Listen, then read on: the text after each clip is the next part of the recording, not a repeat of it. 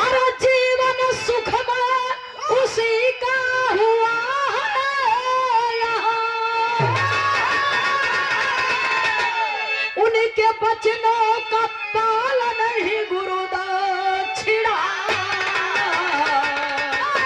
दूर करते विजय सार अभिशाप को।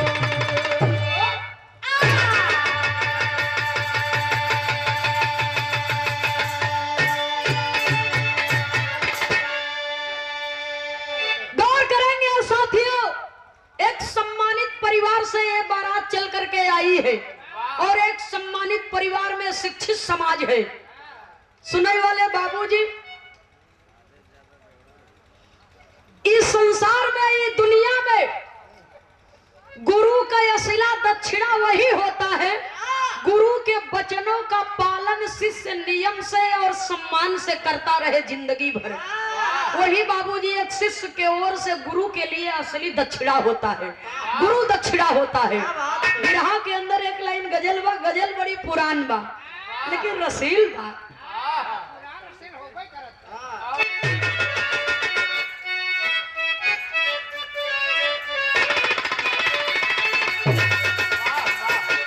सागर से सुराही,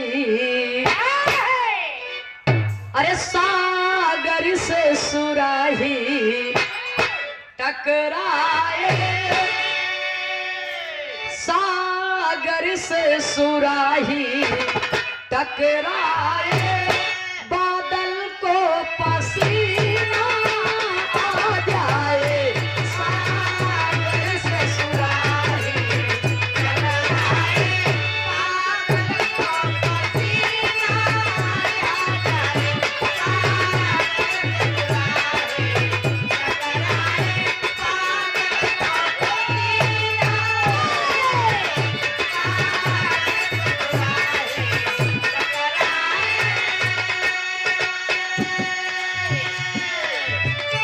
सागर से सुराही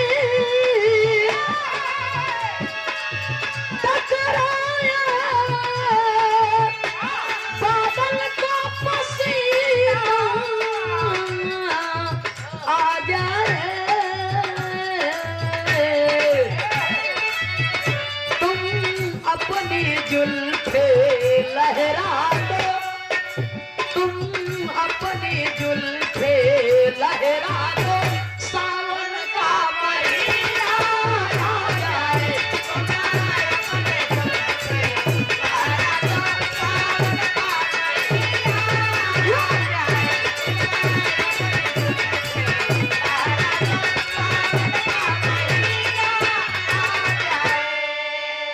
लेकिन बिरहा में भाव है बाबूजी, अरे सदगुरु की वाणी,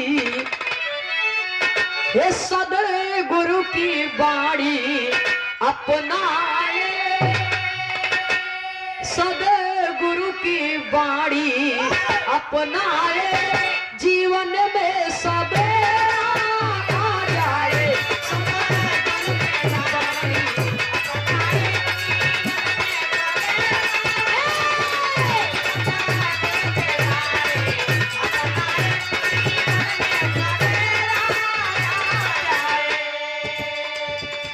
सदगुरु की वाणी अपनाए, जीवन में सवेरा आ जाए। अपमान गुरु का हो जाए, अपमान गुरु का हो जाए, घन घोर अंधेरा छा जाए।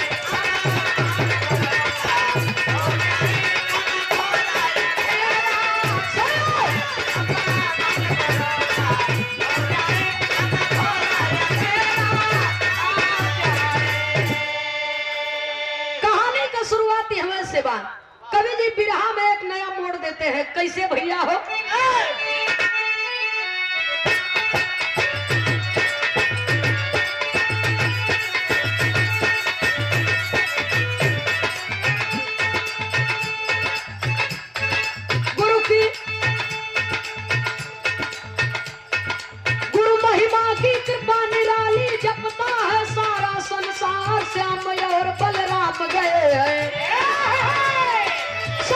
बनी गुरु के द्वार, शिक्षा पूर्ण किए दो भ्राता।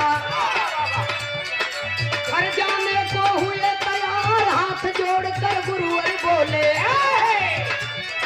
गुरु दक्षिणा में क्या दरकार, हाथ जोड़कर गुरु बोले।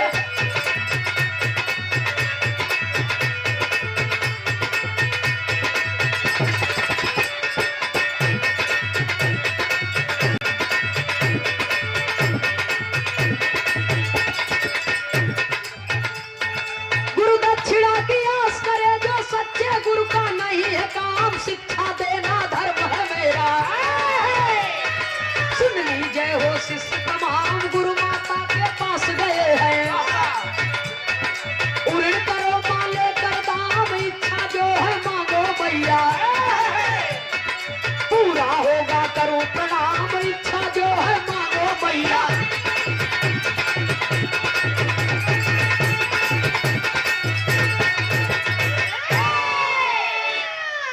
बिरहा सुने वाले बाबूजी 16 कलाएं उतारी। मुरली मनोहर भगवान श्री कृष्ण कन्हैया जी और साथ में बड़े भैया बलराम जी, दोनों भाई संदीपनी मुनि के आश्रम में जब शिक्षा लेवे बदे गए तो वहां पर तमाम शिष्य थे बाबूजी, गुरु से ज्ञान ले रहे थे।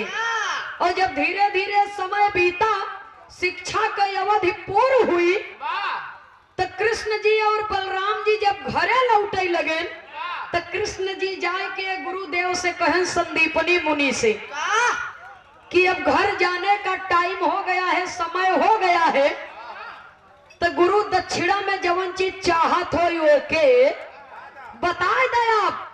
जब इतना बतिया सुने संदीपनी मुनि जी तो कहा गुरु दक्षिणा के जे आस करे वो सच्चा गुरु न हो। शिक्षा देना हमारा धर्म है और शिक्षा का पालन करना आपका कर्तव्य है।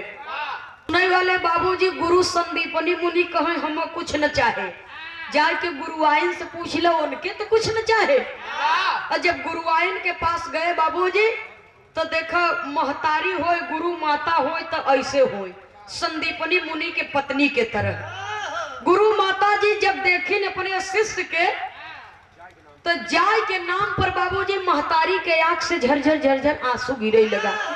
और जब गुरु माता जी रोने लगी तब श्री कृष्ण जी और बलराम जी कहते हैं कि माँ आप रो क्यों रही हैं? तब बतावत है बाबूजी, कहत का है बिरहा में एक लाइन तर्ज का भाव है मास्टर साहब।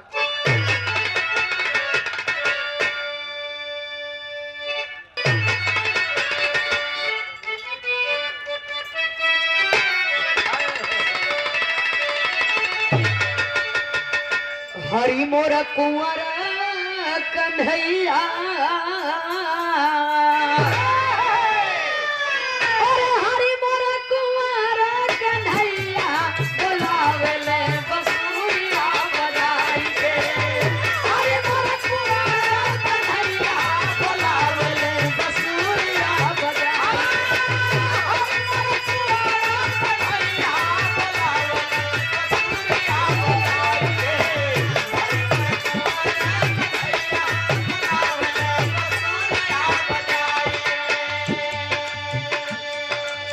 लेकिन बात गुरु माता के रोवत देख करके भगवान श्री कृष्ण कन्हैया ने सवाल कर दिया और पूछत कहन माई से, काहे बद भीजल नयनवा,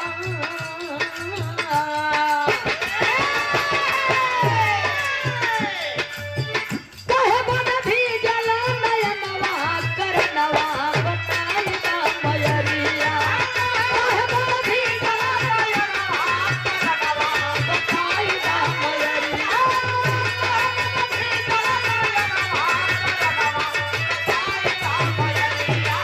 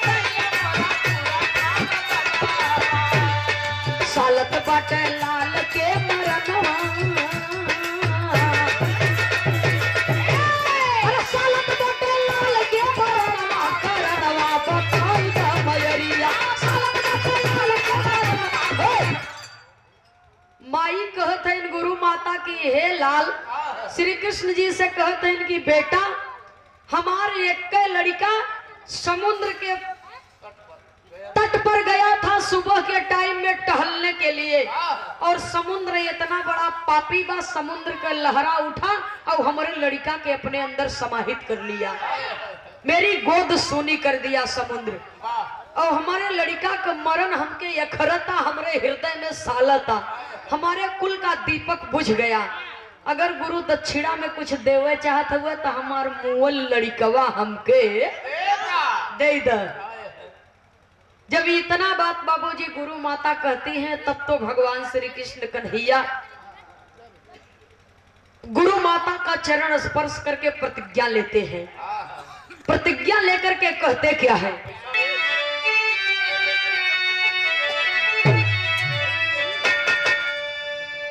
अरे राम नटनागर की भय लाल पुतरी, बाबू नटनागर की भय लाल पुतरी, अरे विस्मित वसुंधरा व्याकुलता सुर सागर की, सागर की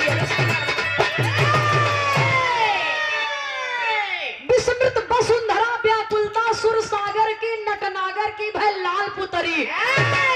भगवान श्री कृष्ण कन्हैया अपने गुरु माता का चरण छू करके कहते हैं कि ऐ माँ, जब तक गुरु दक्षिणा में तोहार मरा हुआ लड़का वापस न कर दे तब तक हम घरे वापस माई यशोदा के अपन चेहरा न दिखाओ। जाकर के समुद्र के तट पर पहुंच गए और समुद्र देवता से पहले तो विनती की है, लेकिन समुद्र देवता कृष्ण जी के विनती स्वीकार करे के तैयार नहीं है। और जब तैयार नहीं है बाबूजी तब कवि को संकेत करना पड़ा। एक लाइन तर्ज का भाव है मास्टर साहब, कहना है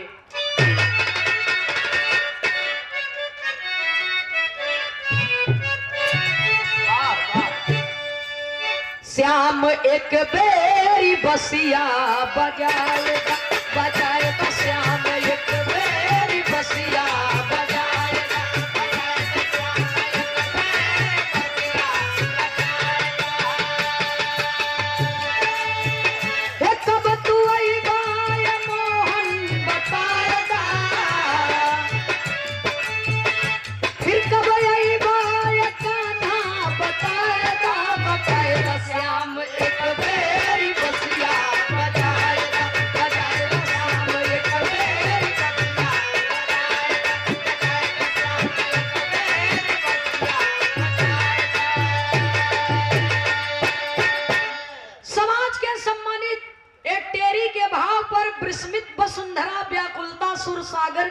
नटनागर की वह लाल पुतरी। भगवान श्री कृष्ण कन्हैया जी क्रोधावेश में आ गए। जब विनती करत हैं तो समुद्र नहीं सुनता, और भगवान श्री कृष्ण कन्हैया जी जब जान गए कि समुद्र सुनेंगे नहीं तो इसलिए क्रोध में आ गए।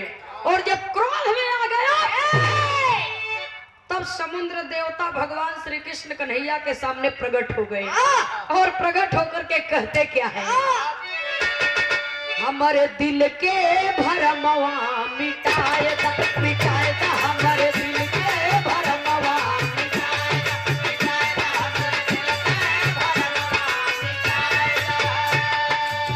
हे प्रभु रुष्ट काहे हमसे बताएगा, तो प्रभु रुष्ट काहे हमसे बताएगा, बताएगा हमारे दिल के भरमवा मिटाएगा, मिटाएगा हमारे दिल के भरमवा मिटाएगा, मिटाएगा हमारे दिल के भरमवा मिटाएगा।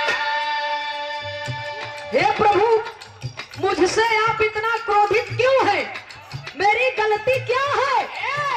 तब कहते हैं भगवान श्री कृष्ण कन्हैया जी समुद्र देवता से, कहावा छिपाया मोरे गुरु के ललनावा, कहावा छिपाया मोरे गुरु के ललनावा, कष्ट अपार कुल बतावा करनावा, कष्ट अपार कुल बतावा करनावा, कष्ट अपार कुल बतावा करनावा।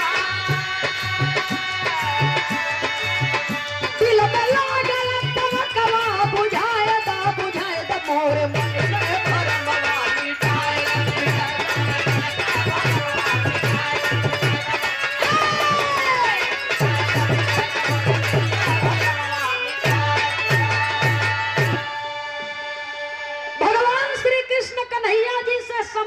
देवता कहते हैं कि आप हमसे क्यों रुष्ट है? तब समुद्र देवता से कृष्ण जी कहते हैं कि मैं कब से विनती कर रहा हूँ, लेकिन आप मेरी बात ही नहीं समझ रहे हैं। तो जब ये इतना बतिया सुने समुद्र देवता, तो हे प्रभु, आप भगवान हैं, मैं भक्त हूँ, मुझे क्षमा कर दीजिए, हमार गलती का बा इतना बताए दे। भगवान श्री कृष्ण कन्हैया कहा, हमारे गुरु को लड़का, हमारे गुरु पुत्र के हमें वापस दे दे। आप के लहर में हमारे गुरु के पुत्र समाहित हो गए और हमारी गुरु माता की गोद सूनी हो गई। हमारे गुरु और गुरु माता का कुल खानदान का एक ही चिराग आपने बुझा दिया। और मैं अपने गुरु माता को वचन दे करके आया हूँ कि मैं जब तक आपके पुत्र को जीवित आपके पास वापस नहीं लौटा देता हूँ, तब तक मैं माँ यशोदा को अपना चेहरा नहीं दिखाऊंगा। जब ये इतना बात सुने समुद्र देवता, तब हाथ जोड़ के कहे, सुन, हमारी गलती नहीं बा, हमारी गलती नहीं है। मेरे पेट के भीतर गहराई में एक दैत्य रहता है जिसका नाम है पांचजन राक्षस। असुर पांचजन वो मनुष्य के मांस और हड्डियों को चबा जाता है और उनका एक कतरा भी नहीं छोड़ता है और बदनाम मैं होता हूँ। इसलिए आप हमसे नहीं पांचजन से जा करके पूछिए।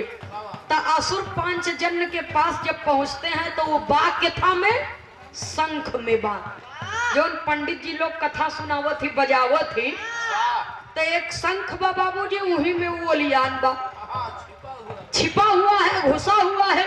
बिरहा के अंदर कभी को संकेत करना पड़ा। पांचजन बाबूजी कृष्ण जी के बात नहीं सुन रहा है, और जब नहीं सुन रहा है तो कृष्ण भगवान क्रोधित हो गए। और जब क्रोधित हो गए बाबूजी, तो पांचजन राक्षस को ललकार दिए और ललकार करके कहते हैं कि अगर तुम नहीं सुनोगे तो मैं तुम्हें जला करके भस्म कर दूंगा। जब ये तना बतिया सुने तो ताल तो बर्दाश्त होए वाला बाना ही। कहा जाता ना कि जाको दुख दारुण दई दीन्हा, ताकर मत पहिले हर लीन्हा। पांचजन राक्षस शंख से बहरे निकला तो होत का बा। बिरहा में एक लाइन तर्ज का भाव है, निर्गुणी भाव है। बाबू रामदेव जी बनारस के धरती से गाँव, कैसे गाँव बाबूजी कहना है,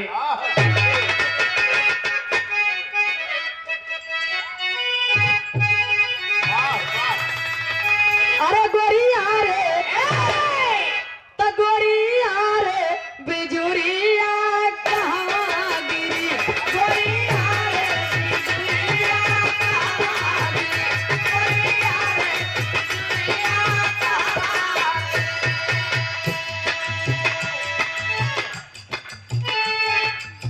रस से भरल डगरिया कहाँ गिरी, रस से भरल डगरिया कहाँ गिरी, गोरिया रे तो गोरिया रे बिजुरिया कहाँ गिरी, गोरिया रे बिजुरिया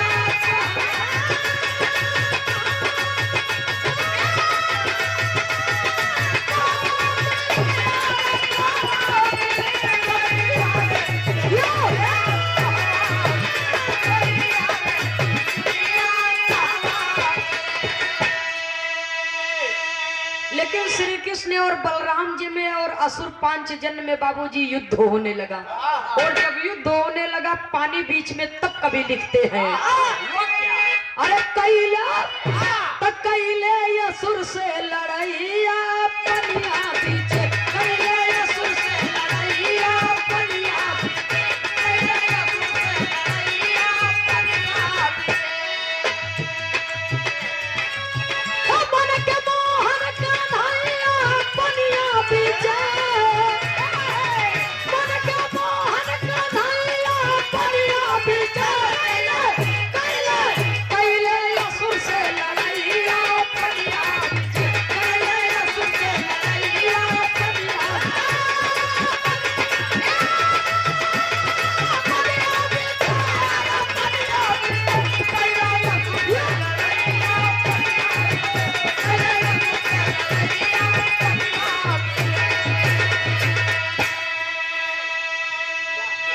भीषण युद्ध मल्ल युद्ध बलराम जी निहार। अरे 5 जन असुर के घनश्याम जी पठार, 5 जन असुर के घनश्याम जी पठार।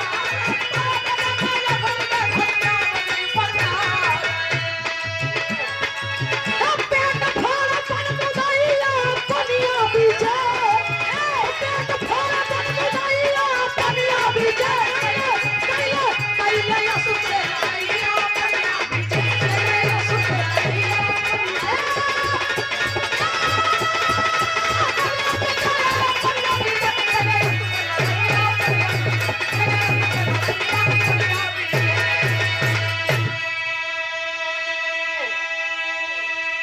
भगवान और राक्षस में बाबूजी युद्ध हो गया। असुर और भगवान में जब युद्ध हो गया तब 5 जन बाबूजी भगवान श्री कृष्ण कन्हैया से बराबर लड़ रहा है। तो न राक्षस हार माने के तैयार बा न भगवान। तो बलराम जी कहते हैं कि भैया हम आदेश दे देता सारे के एक बार में मुँह आए दे।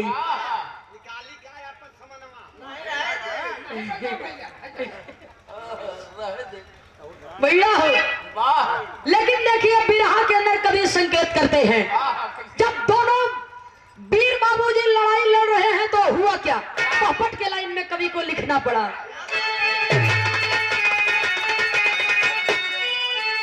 अरे 5 जन के बधन किए बनमारी मदन मुरारी हो। ओ बाबू 5 जन के बधन किए बनमारी मदन मुरारी हो। और शंख के धारण कैला गिरिवरधारी मदन मुरारी हो।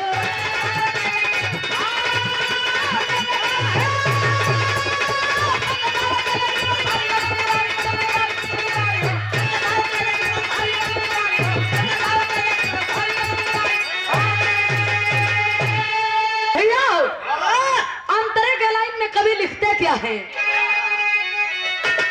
अरे खबर न पाए गुरु पुत्र का करने लगे विचार हो। यमलोक से मिलेगा हमको सारा समाचार हो।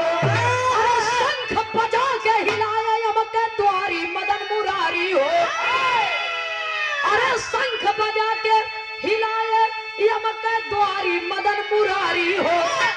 और भगवान विनती सुन लीजिए हमारी मदन मुरारी हो। विराह के अंदर कवि को संकेत करना पड़ा बाबूजी। भगवान श्री कृष्ण कन्हैया जी चक्र सुदर्शन से जब अति हो गया कि अभी मरे वाला धनुष बाण से और ऐसे मल्ल युद्ध की है से पता फरियाई ओरियाई नहीं। चक्र सुदर्शन चला करके बाबूजी 5 जन ने असुर का गर्दन काट करके संहार करके उसका काम तमाम कर दिए। तो 5 जन असुर के आत्मा रोई रोई के श्री कृष्ण जी से कहे लगी कि प्रभु हमको तो आपने मार दिया, लेकिन फिर भी अपने गुरु पुत्र को आप हमारे पास से नहीं पाएंगे, क्योंकि मैंने हाड़ मांस को लहू को पी लिया और खा लिया, लेकिन जीव जो है वो हमारे पास नहीं है। तो कहाँ मिलेगा। यमपुरी में यमराज जी के दरबार में। जब ये इतना बात बाबूजी सुने तो 5 जन असुर भगवान से कहता है कि प्रभु एक प्रार्थना और सुन लीजिए। सुना है मैंने जो आपके हाथों से मारा जाता है, जिसका संहार आपके हाथों हो जाए उसको वैकुंठ प्राप्त हो जाता है, लेकिन मैं यहाँ पर हूँ आपने मेरा संहार कर दिया है, ये कहानी दुनिया के लोग जानेंगे कैसे। मैं सदा सदा के लिए आपके पास रहना चाहता हूँ। वही भगवान श्री कृष्ण कन्हैया शंख को उठाए और अपने होठ से लगा करके बाबूजी बजा दिए, शंखनाद कर दिए। कहा जाता है बाबूजी कि वहीं से सतयुग त्रेता में हम नहीं कहते, रामायण और पुराण कहता कि प्रथम शंखनाद श्री कृष्ण जी 5 जन असुर को मार करके बाबूजी किए हैं, और वहीं से शंख की उत्पत्ति हो गई। और शंखनाद हर शुभ कार्य में भी होता है, और जब लड़ाई के मैदान में लड़ाई होती रही कुरुक्षेत्र में भी, तो वहां भी शंखनाद होती थी। इसलिए कवि को संकेत करना पड़ा। 5 जन असुर का संहार करके शंख को उठा करके बजा दिए बाबूजी कि जैसे मैं मुरली को बजाता हूँ, बांसुरी को बजाता हूँ, वैसे ये भी अमर हो जाएगी मेरे साथ में। तो कवि को संकेत करना पड़ा। जब यमपुरी में पहुंचत है तो वहां का होता, आल्हा के लाइन में लिखना पड़ा।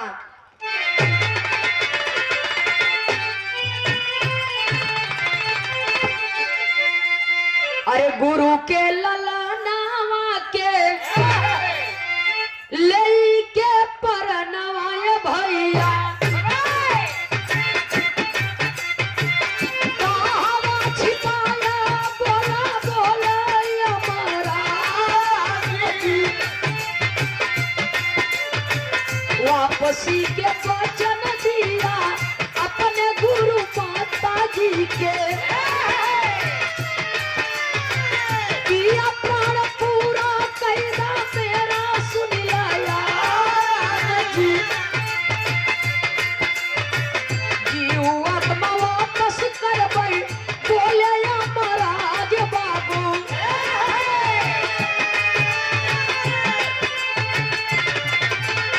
शरीर बनावल के बना ही हमारो काम जी।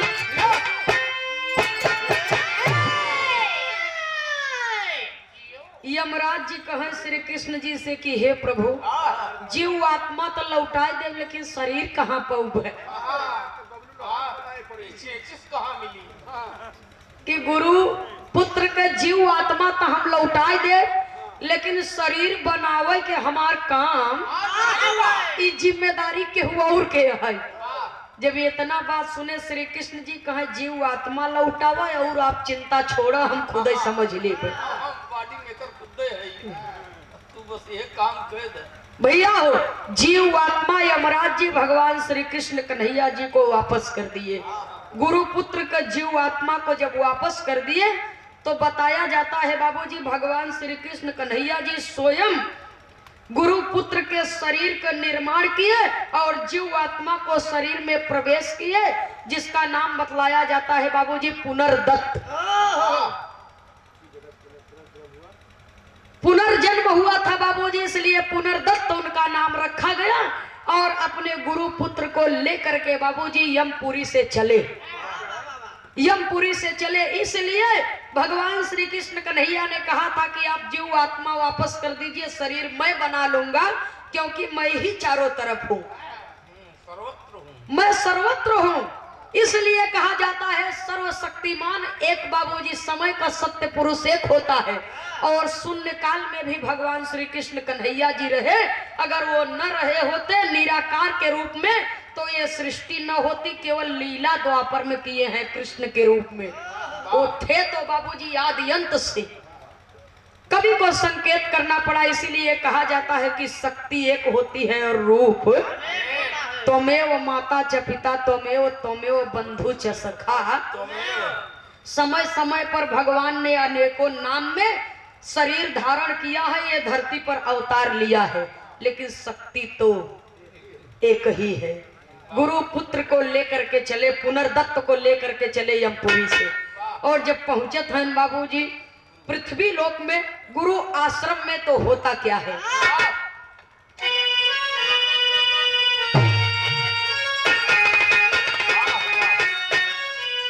अरे कृष्ण जी आए हर्षित भाई, अरे गुरुद्वारे की गली, ए भैया कृष्ण जी आया हर्षित भाई, तो गुरुद्वारे की गली, आए अपने लालन के सूरत निहारे पगली।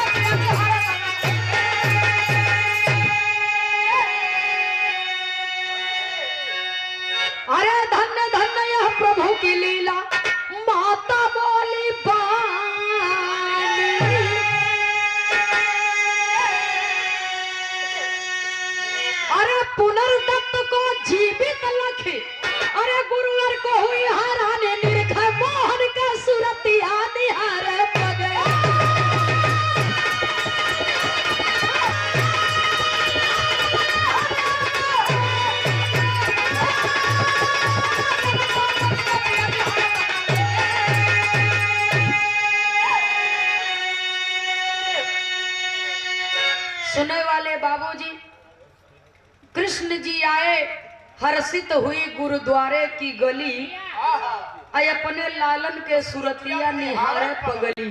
माई बौरहिया अपने बचवा के जीवित देख करके बाबूजी धधा के अपने अचरवा में माई समेट लेती है बाबूजी, और माँ के ममता की मुरझाई हुई बगिया फिर से खिलखिला जाती है। और भगवान श्री कृष्ण कन्हैया जी को माता जी कहती हैं कि पुत्र, आज आपने जो गुरु दक्षिणा दिया ऐसा न कोई दिया है, अब न कोई ऐसा देगा। इसलिए शिष्य हो तो आपके जैसा हो। सुनने वाले श्रोता सज्जनों, गुरु दक्षिणा तो परशुराम जी भी ने दिया था, और गुरु दक्षिणा तो एकलव्य भी दिए थे, और गुरु दक्षिणा तो गालव मुनि भी दिए थे, लेकिन गुरु दक्षिणा कर्ण भी दिए थे, लेकिन गुरु दक्षिणा जो दे दिए कृष्ण जी, वैसा गुरु दक्षिणा किसी ने दिया नहीं। तो अपने गुरु माता के मरे हुए पुत्र को जीवित करके बाबूजी गुरु दक्षिणा को पूरा किए और गुरु आश्रम से विदाई लिए। आखिरी लाइन में खानदान के परिचय के साथ में कवि को संकेत करना पड़ा।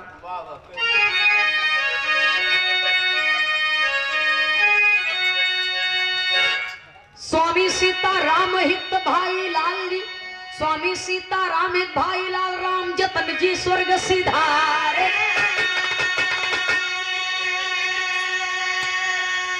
शंकर शोभनाथ विजय प्यासा जी गीत सवारे।